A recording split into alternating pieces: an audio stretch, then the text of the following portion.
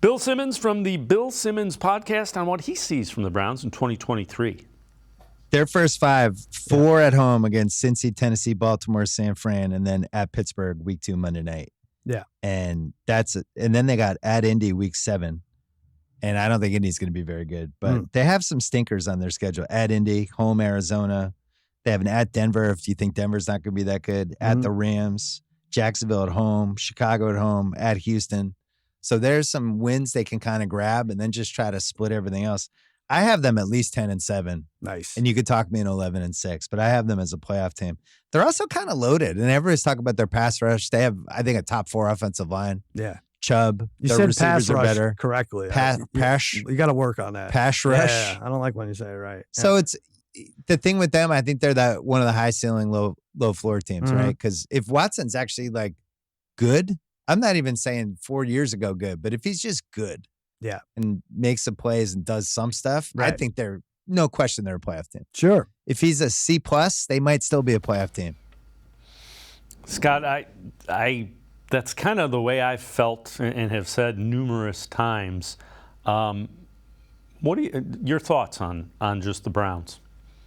Yeah, I mean, the C+ thing is interesting. I've kind of been working under the assumption he needs to be better than that for this team to go where it wants to go. I don't know if he plays a C+. Let's say C+ means he's the 16th best quarterback in the league.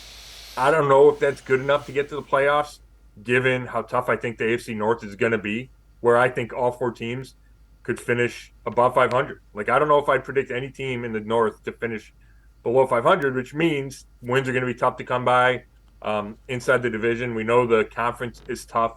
So I kind of think he needs to be a little better than that for this team to get to the 10 or 11 wins. But I agree that he doesn't have to be great.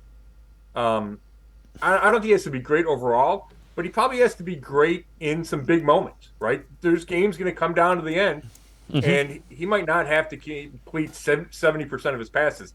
But if he can lead one winning drive a month, right, then that could have a huge impact on the season. Yeah, he has to – everybody on that field has to feel Deshaun has the football, we can win this game. That's what, the Chiefs defenders think, okay, if we stop and we get the ball back to Mahomes, we're going to win. That's what – and that kind of carries that team. That's what a good quarterback in the NFL does. For sure. Now, I flash back to 2020 and, did Baker play better than C+?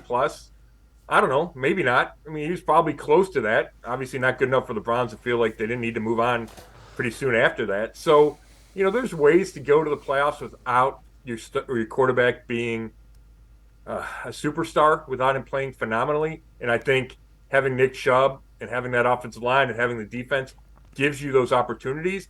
But I will say, I think they're going to come out and throw the ball a ton. And I think they're going to open it up, and it's going to be the Deshaun Watson show. So if you put that kind of responsibility on his shoulders, then he probably needs to be better than a C+.